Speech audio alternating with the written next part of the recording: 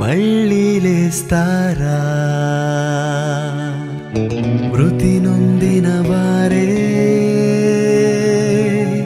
తిరిగి లేస్తారా? మరణించిన వారే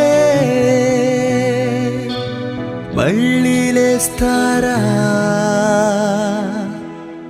దేవుడే మళ్ళీ వారిని బ్రతికిస్తాడా?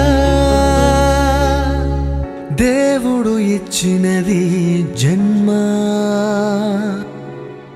నువ్వు క్రీస్తుకు ఇస్తే నీకుంది పునర్జన్మ. నిద్రించిన వారే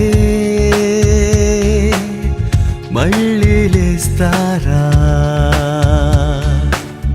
మృతి నొందిన వారే తిరిగి లేస్తారా?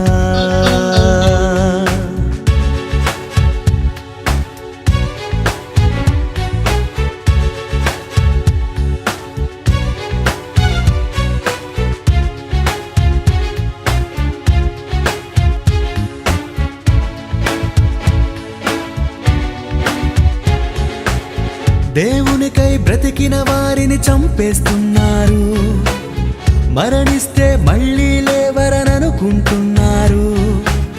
బ్రతుకిచ్చిన దేవుడు మళ్ళీ బ్రతికించడా?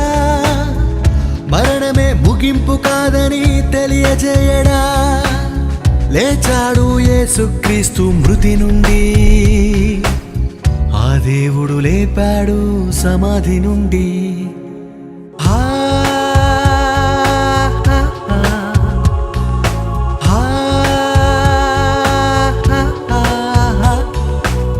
తొలి నరుని చేసింది ఈ మట్టి నుండే, ఆ నరునికి ప్రాణం పోసింది దేవుడే.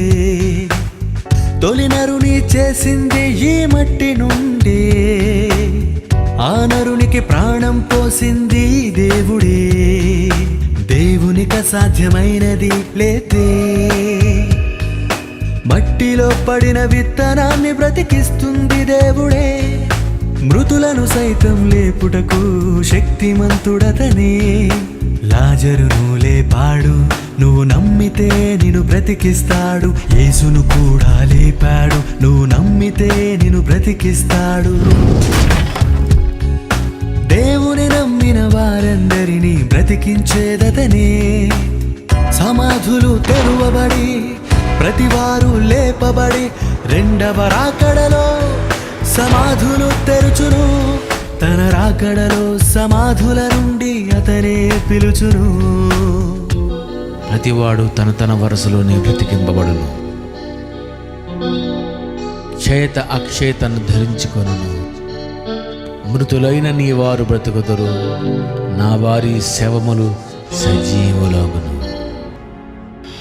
నిద్రించిన వారే మళ్ళీ లేస్తారా? మృతి నొందిన వారే తిరిగి లేస్తారా? సమాధుల్లో ఉన్న వారందరూ లేచి, మేలు చేసిన వారు జీవ పునరుద్ధానమునకును, కీడు చేసిన వారు తీర్పు పునరుద్ధానమునకును బయటకు వచ్చెదరు.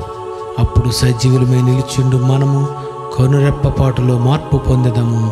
మేఘమండలము మీద యేసుక్రీస్తుని ఎదుర్కొని దేవునితో సదాకాలము ఉండెదము.